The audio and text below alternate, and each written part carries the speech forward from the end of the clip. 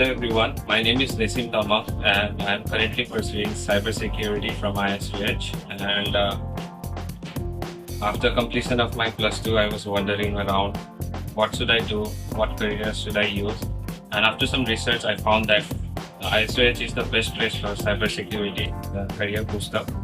And why cybersecurity is because I'm a computer geek. I like programming, coding, also finding new bugs. And I myself am a bug bounty hunter. So I chose cybersecurity as my career path.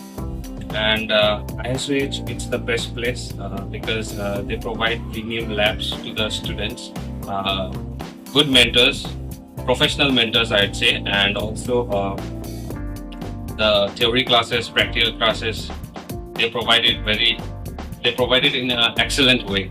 And also I would suggest my upcoming anyone who would like to join ISOEH for cybersecurity career booster. I would suggest them to join ISOEH.